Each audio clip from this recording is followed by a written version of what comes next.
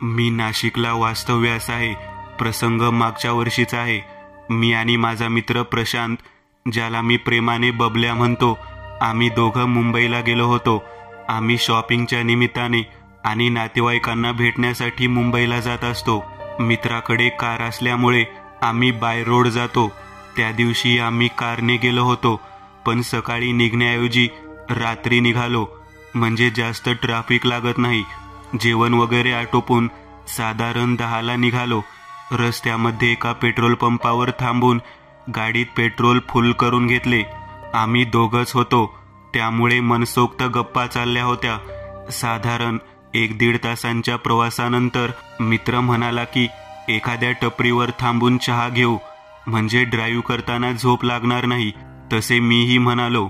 वातावरणातही गारवा जाणवतोय, मस्त गरम गरम चहा घेऊ आणि सोबत भजी वगैरे मिळाली तर मग विषयच नाही.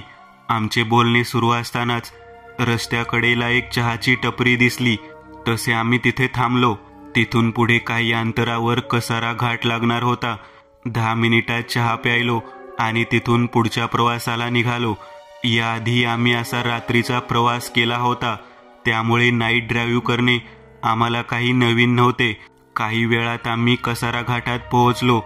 गाड्यांची ये जा सुरूच होती, पण जसजसे आम्ही घाट चढू लागलो तसे वर्दळ कमी जाणवू लागली. काही अंतर पार केले असेल आणि गाडी अचानक झटके खात बंद पडली. आम्ही कार सुरू करण्याचा प्रयत्न करू लागलो, पण काही केल्या कार सुरूच होत नव्हती. खूप जणांना दिसते मी. तुमची गाडी बंद पडली होती का घाटात? मी फक्त होकारार्थी मान डोलावली. त्यावर तो म्हणाला, 7 वर्षांपूर्वी नवीनच लग्न झालेल्या एका जोडप्याचा अपघात झाला होता. त्यात ती जागीच गेली होती. तेव्हापासून तिचा आत्मा तिथेच अडकून पडलाय, असे सगळे म्हणतात. त्या भागात हमखास गाडी बंद पडते. का पडते ते कोणाला माहीत नाही, पण ती बाई खूप जणांना दिसली आहे. आम्ही गणपती बाप्पाचे नाव घेतले आणि पुढच्या प्रवासाला लागलो. आजही कधी मुंबईला जायचा बेत झाला की आम्ही रात्रीचा प्रवास आवर्जून टाळतो. दुसरा अनुभव, नाईट शिफ्ट. पंचतारांकित हॉटेल्समध्ये स्टाफकडे मास्टर की असते, जिने रूम उघडता येते, पण लाईटसाठी डमी की किंवा रूमची कीची गरज असते. पण मी येताना मास्टर कीच आणली होती आणि डमी की विसरलो होतो.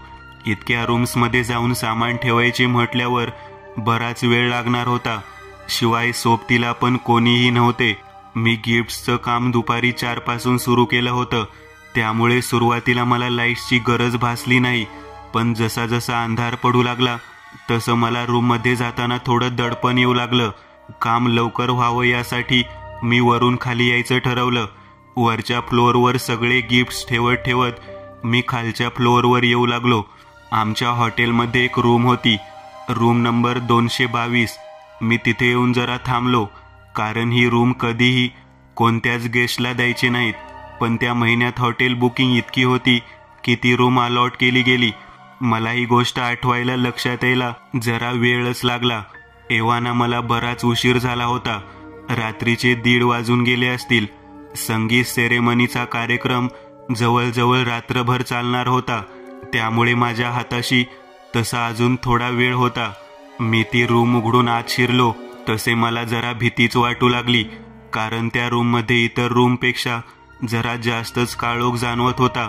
मी इथे तिथे न बघता सरळ ते गिफ्ट्स मिनी बार टेबलवर ठेवून तसाच मागे वळलो आणि वळताना माझं लक्ष बेडवर गेलं. एक स्त्री बेडवर, पण बेडपासून जरा वर हवेत तरंगत होती. आणि विशेष म्हणजे रूममध्ये लाईट्स नसतानाही तिच्या चेहऱ्यावर एखाद्या लाईटचा प्रकाश झोत मारावा असे दिसत होते. अगदी विचित्र दिसत होती. चेहरा फाटलेला दिसत होता. ते दृश्य पाहून भीतीने सर्वांगाला घाम फुटला होता. मी दबक्या पावलांनी उलट मागे जाऊ लागलो. तितक्यात तिला माझी चाहूल लागली. तसे ती एक जीवघेणा कटाक्ष माझ्याकडे, तिला आणि रागात काहीतरी बडबडू लागली. तिने माझ्याकडे पाहताच मी कसलाच विचार न करता तिकडून पळ काढला. धावत धडपडत खाली बेल डेस्कवर घडलेला प्रकार सांगितला. तसं आमचे कॅप्टन दुसऱ्या बेल बॉयवर चिडलेच आणि त्याला खूप काही बोलू लागले. याला तुम्ही हे काम का दिले? नवीन आहे हा अजून. तुम्हाला किती वेळा सांगितले तरी एक गोष्ट कळत नाही. माझी अवस्था बघून मला घरी सोडलं. मीही जास्त विचार न करता हॉटेलमधून बाहेर पडलो आणि घरी आलो. दुसऱ्या दिवशी मी पुन्हा राहिलेले गिफ्ट्स ठेवून रात्री वर्तमानपत्र हँग करायला गेलो. हॉटेलमध्ये नाईट शिफ्टला सकाळी 4ला सगळे हाऊसकीपिंग स्टाफला झोपायला 2 तासाचा ब्रेक असायचा. तेव्हा 2 तासासाठी हॉटेलमध्ये एकही हाऊसकीपिंगचा स्टाफ नसायचा. याच वेळेत ट्रेनीच्या द्वारे वर्तमानपत्र रूम्सला हँग केले जातात. तेव्हा मी वर्तमानपत्र हँग करत असताना मला दुसऱ्या मजल्यावर माझ्या मागे कोणीतरी असल्याचा सारखा भास होत होता. शेवटी कसे तरी ते काम उरकून मी रूम नंबर 222च्या बाहेरून जाताना विचित्र हसण्याचा आवाज माझ्या कानावर पडला. तसा मी पळतच लॉबीमध्ये आलो आणि कॅप्टनला परत घडलेला प्रकार सांगितला. तसं त्यांनी मला, तू आता घरी जा, आम्ही राहिलेले काम करतो, असे बोलून सकाळी 5ला सोडलं. मागचे 2 दिवस मी डबल शिफ्ट केल्यामुळे मला एक सुट्टी मिळाली होती आणि माझी एक सुट्टी, असं मला मागोमाग 2 सुट्ट्या मिळाल्या होत्या. मी 2 दिवसांनी जेव्हा पुन्हा हॉटेलला आलो तेव्हा मला कळलं की गेले 2 दिवस कोणीही रूम्सला वर्तमानपत्र हँग नाही केलेत. हॉटेलच्या कोणत्याच स्टाफने हे काम केले नाही. ही गोष्ट मला फार खटकली. शेवटी खूप माहिती काढल्यावर कळलं की रूम नंबर 222मध्ये एका स्त्रीची मानेत चाकू घुसवून हत्या करण्यात आली होती आणि ती खूप लोकांना दिसते. स्पामध्ये याच स्त्रीच्या सोबत असलेल्या स्त्रीची हत्या झाली होती. असे म्हणतात की तिची आत्मा अजूनही त्या रूममध्ये अडकून पडली आहे. जय श्री स्वामी समर्थ. मित्रांनो, हा अनुभव विजय देवघरे यांना आला आहे. विजय ही एसटी महामंडळात ड्रायव्हर म्हणून रुजू होते. हा अनुभव त्यांना 90च्या दशकात आला होता. तर ऐकूया पुढील अनुभव त्यांच्याच शब्दात. नमस्कार, मी विजय, राहणार पुणे येथील. मी स्वामींचा भक्त आहे. त्यांच्याच कृपेने माझे सगळे व्यवस्थित चालू होते. त्या दिवशी मी घरी ड्युटीवरून नुकताच आलो होतो. थकलो होतो कारण दिवसभर बऱ्याच फेऱ्या मी केल्या होत्या. बायकोने ग्लासभर पाणी दिले. थोडं फ्रेश व्हावं म्हणून मी स्नानघरात जाणारच होतो की माझ्या घरचा टेलिफोन वाजला. मी भिंतीवरच्या घड्याळात पाहिले. रात्रीचे 9 वाजले होते. अरे, आता कोणाचा फोन? मी बायकोला तो फोन उचलायला लावला आणि मी स्नानघरात गेलो. तेव्हाच बायको म्हणाली, अहो, तुमच्या डेपोमधून फोन आहे. मी विचार करू लागलो, डेपोमधून? आता यांना काय काम पडलं माझ्याशी? माझे मनातच विचार चालू होते.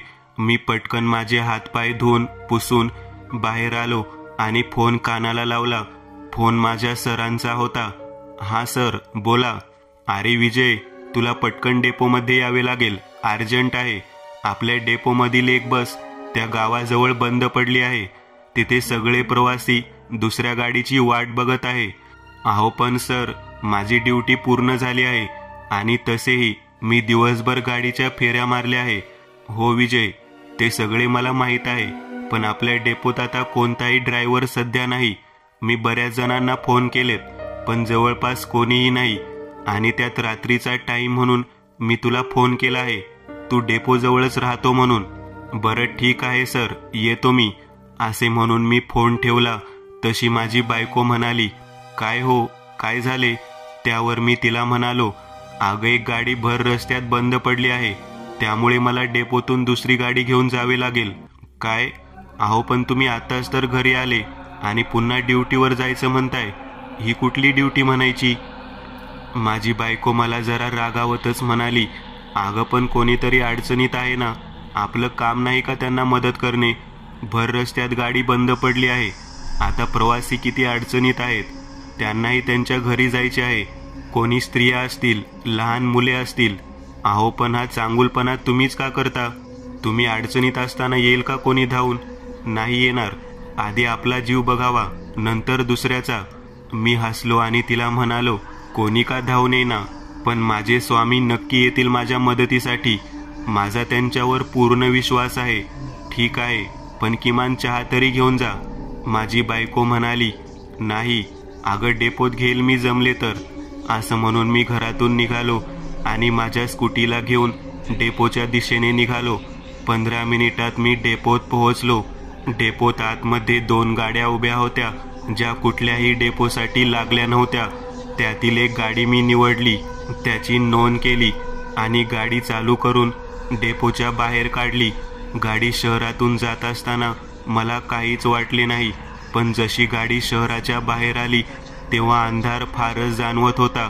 मी खिडकीतून वाकून बाहेर पाहिले. बहुतेक आज अमावास्या असावी, कारण आकाशात कुठे चंद्र दिसत नव्हता. काही वेळ प्रवास केल्यानंतर मला 2 रस्ते लागले. मी गाडी तिथेच थांबवली आणि विचार करू लागलो की गाडी कोणत्या रस्त्यावर बंद पडली होती. तो रस्ता नेमका मला कळत नव्हता, कारण मी या रस्त्यावरून फारसा येत नसे आणि आलो तरी माझी फेरी दिवसाच होत असे. त्यामुळे मी आता फारच गोंधळलो होतो आणि शेवटी मी ठरवलं की गाडी डाव्या हाताच्या रस्त्यावर नेऊ. मला वाटले तोच रस्ता ठीक असेल, म्हणून मी गाडी त्या रस्त्यावर घेतली. जशी गाडी त्या रस्त्यावर लागली तेव्हाच मला थोडं विचित्र वाटू लागलं. कानाला काही अस्पष्ट असे आवाज येऊ लागले, जसे की कोणी आपल्या नावाने हाका मारत आहेत, पण ते आवाज फारच अस्पष्ट होते. आपण दमलो असल्यामुळे आपल्याला भास होत आहेत असे मला वाटले. मी गाडी चालवत असताना माझे लक्ष समोर होते, पण तरी मला माझ्या दोन्ही बाजूने माझ्या गाडीसोबत काहीतरी चालल्यासारखे वाटत होते. जणू एखादा मोठा पांढरा कपडा कोणीतरी घेऊन धावत आहे. पण जेव्हा मी तिकडे पाहायचो तेव्हा तिथे फक्त अंधारली झाडी दिसायची. माझ्या मनात आता शंकेची पाल चुकचुकत होती, कारण आपण या रस्त्याला लागल्यापासून फारच विचित्र आणि भयानक भास होत आहेत असं मला वाटू लागलं. भीतीपोटी मी गाडी थोडी वेगात चालवू लागलो आणि तेव्हाच मला गाडीच्या प्रकाशात रोडच्या बाजूला कोणीतरी चालत असताना दिसलं. एक बाईच होती ती. अंगात हिरवं लुगडं होतं आणि ती झपझप चालत होती. तिच्या डोक्यावर एक गाठोडं होतं. मला तिची कमालच वाटली, कारण रात्रीचे 10 वाजले होते आणि अशा अमावास्या रात्रीला कोणासं रात्रीला प्रवास करतं का, तेही कोणी बाई. मला जरा नवलच वाटले. मग विचार आला की कोणी बिचारी गरीब बाई असेल, नसेल प्रवासाचे पैसे तिच्याकडे, म्हणून मी तिची मदत करायचे ठरवले आणि मी गाडीचा हॉर्न वाजवला. मला वाटले होते की ती थांबेन, पण ती बाई तशीच चालत राहिली. मी पुन्हा हॉर्न वाजवला, पण परत तेच, ती नाही थांबली. मी गाडी आता अगदी तिच्या जवळ घेऊन गेलो आणि तिला म्हणालो, ओ ताई, अहो केव्हाचा हॉर्न वाजवतोय. मी आवाज देताच ती बाई थांबली, पण तिने चेहरा मात्र माझ्याकडे वळवला नाही. ती तशीच उभी राहिली. अहो ताई, घाबरू नका, मी तुम्हाला एवढ्या राज्याला जाताना पाहिले, म्हणून काळजी वाटली तुमची. तुम्हाला पुढे जायचे असेल तर सोडतो मी, बसा तुम्ही गाडीत. खरंच साहेब, तुम्ही मदत करणार माझी? हो ताई, विश्वास ठेवा. असं बाई माणसानं राज्याला एकटं जाऊ नये. जंगली रस्ता आहे, जंगली श्वापद घुमतात, काही बरं वाईट झाले तर. यावरती बाई हसली आणि तिने तिचा चेहरा माझ्याकडे वळवत ती मला म्हणाली, आता यापेक्षा काय वाईट होणार साहेब. तिने जसा तिचा चेहरा माझ्याकडे वळवला, माझ्या हृदयात धस झाले, कारण तिचा चेहरा पूर्ण जळालेला होता आणि ती इतकी विचित्र हसत होती की माझी पाचावर धारण बसली. मी पटकन गाडीला एक्सलेटर दिले आणि गाडी जोरात पळवली. बापरे, हे काय आहे देवा. नक्कीच ती कोणी बाई नव्हती, बाईच्या रूपात पिशाच्य होते ते. सुटलो बाबा यातून. बरं झालं तिला गाडीत घेतलं नाही. मला वाटले की मी यातून सुटलो, पण जशी माझी गाडी चालत आली तेव्हा पुन्हा तीच बाई मला त्याच रस्त्यावर दिसली. पुन्हा छाती धडधड करू लागली. हे काय, आताच तर या बाईला मी मागे सोडले होते, पण ही अचानक समोर तरी कशी आली माझ्या.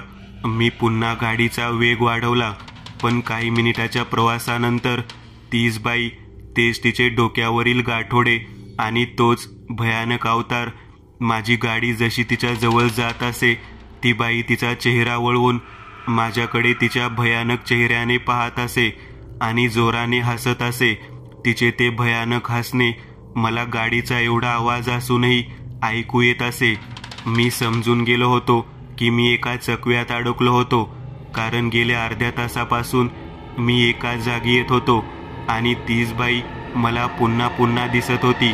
शेवटी मनात मी स्वामींचा मनापासून धावा केला. स्वामी, मी मोठ्या संकटात सापडलो आहे, मदत करा, आपल्या भक्ताची रक्षा करा. माझ्या देवा, मी गाडी कुठेही थांबवत नव्हतो, पण पुन्हा जेव्हा गाडी त्याच जागी येणार होती तेव्हा रस्त्यावर मला एक लहान मुलगा उभा असलेला दिसला, जो माझ्या गाडीला हात दाखवत होता. मला आणखी एक धक्का बसला. मला वाटले हे सुद्धा कोणी पिशाच्च असेल, पण त्या मुलाच्या चेहऱ्याकडे पाहत असता मला कुठलीही भीती वाटत नव्हती. आणि आपसुकच माझे पाय ब्रेकवर गेले आणि गाडी त्याच्या समोर थांबली. तो मुलगा मला म्हणाला, अहो काका, मला समोरच्या रस्त्यापर्यंत येऊ देता का? मी आधीच घाबरलो होतो. मी एक वेळ त्याला निरखून पाहिले, त्याच्या पायाकडे सुद्धा पाहिले, कारण पिशाच्याचे पाय म्हणे उलटे असतात, पण तसेही काही नव्हते. मी गाडीचे दार उघडले आणि त्या मुलाला आतमध्ये घेतले. तो माझ्याच बाजूच्या सीटवर बसला. तो मुलगा आल्यापासून मनाला एक प्रकारची शांतता भेटली होती. मी त्याला म्हणालो, तुला रस्त्यात एक बाई दिसली का, जी हिरवे लुगडे घालून होती? त्यावर तो मला म्हणाला, नाही तर, मला असे काही नाही दिसले. मला दिसले, ती बाई नाही, पिशाच्च आहे, पिशाच्च, आणि तिने मला घेरले आहे. गेल्या अर्ध्या तासापासून मी इथेच किती वेळचा गाडी फिरवत आहे, मला कुठलाही रस्ता मिळत नाही आहे. त्यावर तो मुलगा मला म्हणाला, अहो मी दाखवतो की तुम्हाला रस्ता, करा गाडी चालू. त्याने म्हटल्यावर मी गाडी चालू केली आणि पुन्हा रस्त्यावर घेतली. त्याने जसे सांगितले मी तशीच गाडी चालवत राहिलो. मला वाटले की रस्त्यावर मला पुन्हा तीच बाई दिसेल, पण जशी जशी गाडी समोर गेली तेव्हा गाडी एका मेन रोडला जाऊ लागली आणि हा रस्ता आता माझ्या ओळखीचा वाटत होता. ते पाहून मला खूप खूप आनंद झाला. मी त्या मुलाचे आभार मानले. काहीच वेळात मला समोर एक गाडी दिसू लागली आणि काही प्रवासी सुद्धा दिसले. मी त्या एसटी बसजवळ गाडी थांबवली आणि गाडीच्या खाली उतरलो. तेथील असलेल्या त्या गाडीच्या कंडक्टरला झालेला प्रकार सांगितला. त्यावर तो घाबरत म्हणाला, अहो विजय भाऊ, तुम्ही ज्या रस्त्याबद्दल बोलताय तो रस्ताच अस्तित्वात नाही, कारण इकडे यायला हाच एक सरळ रस्ता आहे. तुम्ही भूलचूक लागली होती, चकवा लागला होता. मी त्या मुलाबद्दल सुद्धा त्यांना सांगितले. त्यावर ते म्हणाले, अहो काय बोलताय, मी तर गाडीमध्ये फक्त तुम्हाला एकट्याला पाहिले होते. समोरच्या सीटवर फक्त तुम्ही एकटेच होते, कोणीही मुलगा नव्हता. मी पुन्हा विचारात पडलो, तो मुलगा यांना का दिसला नाही, कारण गाडीमधून उतरलो तेव्हा तो गाडीमध्येच बसला होता. नंतर तो अचानक कुठेतरी गायब झाला होता. मला वाटले की तो निघून गेला असेल. मी काही वेळ विचार केला आणि मनातच स्वामी समर्थांचे आभार मानून त्यांना हात जोडले. नेमकं काय घडले ते मला माहीत नाही, पण स्वामींनी काहीतरी मला मार्ग दाखवला, हेच सत्य होतं. तिसरा अनुभव ऑटो रिक्षा ड्रायव्हरचा. बुलढाणा पिंपरी एक थरारक अनुभव. सुनील पेशाने एक ऑटो रिक्षा ड्रायव्हर होता. गेल्या 3 वर्षापासून तो बुलढाण्यात हे काम करत होता. घरची परिस्थिती साधारण, शिक्षण जास्त नसल्यामुळे हाच व्यवसाय त्याला परवडणारा होता. त्याचे नेहमीचे तो काम करत असताना त्याच्यासोबत एक दिवस इतकी भयानक घटना घडली की त्याला ती अजूनही लक्षात आहे. तोच अनुभव त्याने आपल्यासोबत शेअर केला आहे. तर पुढील अनुभव त्याच्याच शब्दात. माझे त्या दिवशी माझ्या बायकोसोबत काही कारणावरून भांडण झाले होते. त्यामुळे मी घरातून माझी रिक्षा घेऊन रागातच निघालो. वेळ दुपारची होती. रागात निघालो त्यामुळे जेवण सुद्धा केलं नव्हतं. खिशात मोजकेच 150-200 रुपये होते. किमान नाश्ता करू म्हणून मी एका हॉटेलमध्ये थांबलो. नाश्ता केला आणि माझ्या नेहमीच्या जागेवर मी माझी रिक्षा उभी केली. तसं मला 2-3 भाडे लागले आणि यातच मला 3-4 वाजले.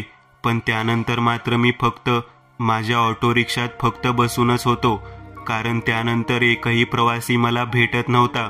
बसून बसून कंटाळलो होतो. आता संध्याकाळ झाली, नंतर रात्र. तेवढ्यात माझा दुसरा सोबती मित्र त्याची रिक्षा घेऊन तिथे आला. त्याने त्याची रिक्षा पार्क केली आणि चालत तो माझ्या जवळ आला. अरे काय रे सुनील, अजूनपर्यंत इथेच उभा, नाही का भेटली सवारी? अरे कुठे काय, 3-4 तास झाले बसून, एक बी भाडे लागना. मी त्याला नाराजीनेच म्हणालो. 3-4 तास? अरे मग घरी तरी चक्कर मारून यायचं, झोप तरी काढून यायची. काय सांगू यार तुला, एकतरी बायकोची कटकट. तूच सांग, आपण इतके पैसे कमावतो का रे? या बायकांना पैसे झाडाला लागतात असे वाटतं. माझा मित्र हसला आणि म्हणाला, बायकोशी भांडण झाले वाटतं. नाहीतर काय, नेहमीच आहे. आज नाहीच जात घरी लवकर, चांगली 2-3 भाडे मिळेपर्यंत. मिळेल रे, तो मला म्हणाला. त्यानंतर आमच्या बऱ्याच गोष्टी चालू होत्या. माझ्या समोरील 2 रिक्षांना भाडे मिळाली होती. आता भाडे न्यायचा नंबर माझा होता. वेळ रात्रीचे 9. आता शहरातील हालचाल मंदावत होती. तसाही बुलढाण्यातील तो रस्ता रात्रीला जरा शांतच असायचा. आणि तेवढ्या त्या चौकातून एक जोडपे मला माझ्याकडे येताना दिसले.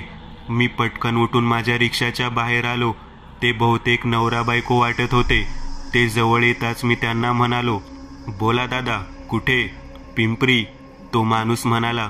त्याने जसे त्याचे गाव सांगितले तसं माझ्या चेहऱ्यावर निराशा आली. कारण एकतर मी भाडे शहराच्या बाहेर जास्त करून नेत नसे आणि आता तर रात्र झाली होती. मला वाटलं की येथीलच 1-2 भाडे मिळेल तर बरं, पण हे भाडे माझ्यासाठी लांबचे होते. नाही दादा, इतके दूर तर नाही जाणार, मी त्यांना म्हणालो. ते दोघेही काहीच न बोलता पुढे जाऊ लागले. तेवढ्यात माझा मित्र चालत माझ्याकडे आला.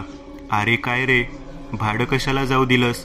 अरे त्यांना पिंपरी महाल जायचं आहे, दूर आहे रे, किमान 1 तास तरी लागेल. त्यानंतर मला परत सुद्धा यायचे आहे. तिकडून भाडे कुठे मिळणार मला? खाली येणार रिक्षा, त्यात रात्रीचा टाईम. इथे बसल्यापेक्षा जा की घेऊन भाडे, स्पेशल रिक्षा घेऊन जा, मग तर परवडेल तुला. मी थोडा विचार केला. एक प्रकारे माझ्या मित्राचे बोलणे बरोबर होते. इथे बसून भाडे मिळेलच याची खात्री नव्हती, म्हणून मी ते भाडे घेण्याचा विचार केला. ओ दादा, इकडे या. मी त्या जोडप्याला जोरात आवाज दिला. तसे ते आलेही. बघा, रातचा टाईम आहे, नाही भेटणार तुम्हाला कोणतीच गाडी आता. एक काम करा, स्पेशल रिक्षानी चला, सोडतो मी तुम्हाला. ठीक आहे, पण भाडे किती घेणार? हे पहा, मला तिकडून नाही भेटणार भाडे, म्हणून 600 रुपये घेणार. बापरे भाऊ, खूप होत आहे पैसे. बघा, 400 देणार. त्यामधील ती बाई म्हणाली, आहो ताई, माझा रिक्षा काही गॅसवरली नाही, पेट्रोलवर चालते. आणि किती महागले आहे पेट्रोल. आमच्याही पोटाचा थोडा विचार करा. चला 100 कमी द्या, 500 द्या फक्त. मी त्यांना म्हणालो. त्या दोघांची एकमेकांशी काही बोलाचाल झाली आणि त्यातील तो व्यक्ती म्हणाला, ठीक आहे, 500 देतो. त्यांचा होकार येताच आनंदाची लहर माझ्या चेहऱ्यावरून गेली. भाडे मिळाले याचाच तो आनंद होता. मी लगेच रिक्षा समोर घेतली आणि त्यांना बसायला लावले. रिक्षा चालू केली आणि एक वेळ माझ्या मित्राला हात दाखवीत मी माझी रिक्षा पिंपरी गावाच्या दिशेने घेतली. आता रस्ते सुनसान होत होते. काहीच लोक गाड्या बाहेर दिसत होत्या. समोरच्या आरशातून कधी कधी माझी नजर त्या मागे बसलेल्या जोडप्यावर जायची. अगदी साधारण राहणीमान होती त्यांची. गावातीलच ते जोडपे वाटत होते. पण मी एक गोष्ट मात्र त्यांच्या चेहऱ्यावर पाहिली होती, ती म्हणजे भीती. काहीसे ते घाबरले वाटत होते. त्यातच ते बोलताना काही अस्पष्ट शब्द माझ्या कानावर पडायचे. ती बाई त्याच्या नवऱ्याला काही बोलत होती. अहो, तो रस्ता या टाईमला माहीत आहे ना कसा असतो, तर माझा तर जीव घाबरत आहे. हो, पण तू ते विचार कशाला मनात आणतेस? नाही होणार काही. हो, असंच व्हावं, ती बाई घाबरून म्हणाली. मी त्यांच्या गोष्टी ऐकत होतो, म्हणजे मला ते ऐकू यायच्याच, पण ते कोणत्या जागेबद्दल बोलत होते ते मला समजत नव्हते. खरे तर या पिंपरी गावात जायची ही माझी पहिली वेळ होती, पण गावात जायचे रस्ते मात्र मला माहीत होते. माझी रिक्षा आता शहरातून बाहेर पडली होती. वेळही 10च्या वर गेली होती, पण वातावरणात अजूनही गरमी जाणवत होती. शेवटी ती विदर्भाची ऊन, रस्त्याच्या आजूबाजूला अंधारात मोकळे रान, आणि आता खडकी जाऊन अर्धा तास झाला होता. रिक्षा आता मुख्य रस्ता सोडून पिंपरी गावाकडे निघाली होती. आता हा रस्ता आधीपेक्षाही खूप अंधारला आणि आणखीनच सुनसान वाटत होता. मागचे ते जोडपे आता जास्तच घाबरले वाटत होते, पण मला मात्र त्यांचे आश्चर्य वाटत होते. मी त्यांना विचारलं, तुम्ही ठीक आहात ना? हो दादा, ठीक आहोत. पण चुकूनही रिक्षा थांबवू नका इथे. ती बाई म्हणाली. हो म्हणजे नाही थांबवत, पण तुम्ही दोघे इतके का घाबरले आहात? मगापासून पाहतोय. सांगा मला काही अडचण असेल तर. नाही दादा, काही अडचण नाही. तुम्ही फक्त समोर लक्ष द्या. काही वेळात मोठं पिंपळाचं झाड लागेल, अगदी रस्त्याला लागून आहे. ते झाड बस त्याच्या थोडं दुरून घ्या म्हणजे झालं. त्या दोघांमधील तो व्यक्ती बोलला. मीही आता जरा विचारात पडलो. पिंपळाच्या झाडाचे काय गोड होतं, पण आता त्यांना न विचारता मी माझी रिक्षा चालवत होतो. हा रस्ता जरी डांबरी असला तरी बराच जुना वाटत होता. जागोजागी खड्डे दिसत होते आणि त्या अंधारात रिक्षा चालत होती. समोर एक मोठं वळण होतं. मी रिक्षा त्या वळणावरून घेऊ लागलो आणि मग मला थोडेच दूर एक भलं मोठं पिंपळ दिसू लागला.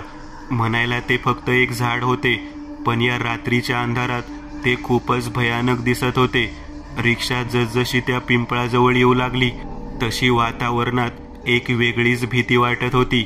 वाऱ्याने त्याची पाने सळसळत होती आणि त्याचा तो आवाज अंगावर काटा आणणारा होता. मी समोरच्या आरशात पाहिले तेव्हा ते जोडपे अंगाचे मुटकुळे करून बसले होते. मी रिक्षा रोडच्या थोडी बाजूनेच घेत होतो आणि माझे लक्ष त्या पिंपळाकडे गेले. तेवढ्यात मला माझ्या दिशेने एक मोठा दगड येताना दिसला. म्हणजे कोणीतरी तो फेकून मारला असावा. मी पटकन रिक्षा टर्न केली आणि तो दगड धाडकन समोरच्या टपावर बसला आणि खाली आदळला. मागच्या त्या जोडप्यातील ती स्त्री जोराने ओरडली. माझी रिक्षा जवळपास पलटीच होणार होती, पण मी सावधगिरी दाखवून रिक्षा कंट्रोल केली. हे अगदी काही क्षणात झाले होते. जर माझे लक्ष तिकडे गेले नसते तर तो दगड कदाचित माझ्या डोक्याला किंवा मागच्या त्या जोडप्याला लागला असता. रिक्षा रोडच्या खाली उतरली होती. समोरच्या त्या खड्ड्यात जाऊन बसली होती. माझे डोके जोराने समोरच्या काचावर आदळले होते. मी डोके धरून रिक्षाच्या खाली उतरलो. ती बाई जरा जास्तच घाबरली होती आणि ती तिच्या नवऱ्याला ओरडत होती. मी म्हटलं होतं तुम्हाला, रात्र झाली आहे, उद्या सकाळी जाऊ, पण नाही ऐकलं तुम्ही. पाहिलं ना आता काय होत आहे. मी खूप रागात होतो आणि त्या दगड मारणाऱ्याला शोधत होतो, कारण त्याच्यामुळे माझ्या रिक्षाचे बरेच नुकसान झाले होते. जिथे दगड लागला होता तिथे तो चेपून आतल्या बाजूस गेला होता. त्यावरून कळत होते की तो वार किती जोरात केला होता. तर मी एक जोरात शिवी घातली आणि म्हणालो, अरे कोण आहे रे, दगड मारला, हिम्मत असेल तर ये ना समोर. तेवढ्यात ती बाई जोरात ओरडली, दादा रिक्षा काढेतून पटकन, कोणालाही समोर बोलावू नका. ते समोर जर आले तर जिवंत राहणार नाही आहोत आपण. आहो ताई, काय मूर्खासारखे बोलताय. पाहिलं ना कोणी दगड मारला ते. मला यायलाच नाही पाहिजे होतं ह्या ट्रिपला. फालतू उलट नुकसान झाले माझे. मी रागात त्या बाईला म्हणालो. त्यावर तिचा तो पती म्हणाला, तुम्ही कितीही शोधले तरी कोणीही नाही दिसणार तुम्हाला इथे. मी त्याच्या बोलण्याकडे दुर्लक्ष केले आणि त्या पिंपळाच्या झाडाकडे जायला निघालो. आजूबाजूने बरीच झाडं झुडपे होती, पण त्या अंधारात मला कोणीच दिसत नव्हते. मी चालत जेव्हा त्या पिंपळाच्या झाडाजवळ आलो तेव्हा तिथे मला एक विहीर दिसत होती. ती विहीर बरीच जुनी असावी. मला अंधारात काहीच दिसत नव्हतं. मी माझा मोबाईल काढून त्याची टॉर्च चालू केली आणि जेव्हा ती विहिरीत मारली तेव्हा त्या विहिरीला पाणी दिसत नव्हतं. ती विहीर बहुधा कोरडी असावी, पण असं वाटत होतं की त्या विहिरीत कोणीतरी आहे. मी टॉर्च तिकडे मारणारच होतो की मला माझ्या रिक्षाकडून ओरडण्याचा आवाज आला. मी धावतच माझ्या रिक्षाकडे गेलो आणि समोरील दृश्य पाहून मी भीतीने थरथरू लागलो. रिक्षामध्ये बसलेली ती बाई कशी तरी वेडेवाकडे तोंड करीत होती. डोळे पांढरे करत होती. हातापायांच्या मुठा बांधत होती. तिची दातखिळी बसली होती. वाटत होतं की तिच्या अंगात कोणीतरी आले आहे. तिचा नवरा जोराने ओरडत होता, काढा लवकर इथून, ऑटो काढा, ही जागा ठीक नाही. मी पटकन रिक्षा चालू केली, पण रिक्षा खड्ड्यात गेल्यामुळे चाक फिरण्याचे आवाज येत होते. रिक्षाला धक्का मारावा लागणार होता. तो व्यक्ती तिची दातखिळी काढण्याचा प्रयत्न करत होता. तरीही मी त्याला म्हणालो, दादा रिक्षाला धक्का मारावा लागेल, त्याशिवाय पर्याय नाही. मी त्याला असं म्हणताच त्याने मानेने होकार दिला आणि तो रिक्षातून खाली उतरत मागून धक्का देऊ लागला. मी गिअर टाकून रिक्षा पुढे घेण्याचा प्रयत्न करत होतो की तेवढ्यात माझे लक्ष समोरच्या मिररमध्ये गेले. माझ्या पूर्ण अंगाचे भीतीने पाणी पाणी झाले. ती मागे दातखिळी बसलेली बाई सीटवर उठून बसली होती आणि तिच्या त्या पांढऱ्या डोळ्याने माझ्याकडे पाहत खूपच विद्रूपपणे हसली. मी झटकन मागे वळून पाहिले तेव्हा ती सीटवर झोपलेली होती आणि तशीच हातपाय हलवत होती. मग मला त्या आरशात दिसलेले प्रतिबिंब कोणाचे होते, किती भयानक होते ते.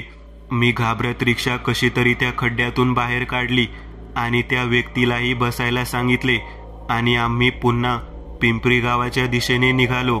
आता जेव्हा मी वळून त्या जागेकडे पाहिले तेव्हा तिथे फक्त सळसळ करणारा पिंपळ दिसत होता. आजची ही ट्रिप इतकी भीतीदायक वळण घेईल असं स्वप्नातही वाटले नाही. काही दूर येताच त्या बाईची दातखिळी सुटली आणि आता ती पहिल्यासारखी झाली. ती पूर्ण भांबावल्यासारखी इकडे तिकडे पाहत होती. तेव्हा तिच्या नवऱ्याने तिला विचारलं, तू ठीक आहेस ना आता? काय झाले होते अचानक तुला? तेव्हा तिने जो प्रकार सांगितला त्याने आमच्या दोघांच्याही अंगावर काटा आला. ती सांगत होती, अहो जेव्हा हे रिक्षावाले दादा त्या तिकडे विहिरीजवळ गेले तेव्हा माझे लक्ष तिकडेच होते. त्यांच्या मागे केस मोकळे सोडलेली बाई उभी होती. ती कुठून आली काय माहिती, पण ती तिथे होती आणि हाताने या दादांना विहिरीत ढकलणारच होती की माझ्या तोंडून किंकाळी निघाली आणि तेव्हाच तिचं लक्ष माझ्याकडे गेलं आणि अगदी धावतच माझ्याकडे आली. त्यानंतर मला काय झाले काहीच आठवत नाही. आता रिक्षा चालवताना माझे हातपाय थरथर कापत होते. माझा जीव किती धोक्यात होता आता मला कळालं होतं. काहीच वेळात मला लाईट टिमटिम करताना दिसत होते. बहुतेक गाव जवळ आले होते. आम्ही जसे गावात पोहोचलो तेव्हा त्या जोडप्यांनी मला रात्रभर त्यांच्या घरीच थांबण्याचा इशारा केला. जे माझ्या सोबत घडले त्यामुळे मी सुद्धा तिथेच रात्र काढण्याचा विचार केला.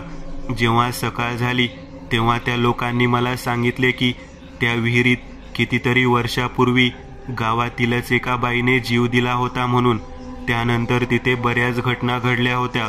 बरीच अपघात झाली होती. काहींचे जीव सुद्धा गेले होते. मी ते ऐकल्यावर भीतीने पाणी पाणी झालो होतो. त्यांचे आभार मानून मी माझी रिक्षा काढली आणि आता त्या रस्त्याने न जाता दुसऱ्या रस्त्याने बुलढाण्याकडे निघालो. मित्रांनो, आज पुरतं एवढंच. तुम्हाला जर काही गोष्ट आवडली असेल तर नक्की लाईक करा. तुमच्यापैकी बरेचसे जण व्हिडिओ लाईक न करताच पळून जातात, पण हा जर व्हिडिओ तुम्ही लाईक केला तर मला जरा बरं वाटेल आणि असेच भारी भारी व्हिडिओ बनवायची माझ्यात एनर्जी येईल. त्यामुळे नक्की लाईक करा आणि अजूनही कोणी या चॅनलला सबस्क्राईब केलेलं नसाल तर लगेच सबस्क्राईब करून टाका आणि बाजूची घंटी ती मात्र दाबायला विसरू नका. देवाची घंटी आहे ती. चला तर मग पुन्हा भेटूया अशीच एक आगळी वेगळी गोष्ट घेऊन पुढच्या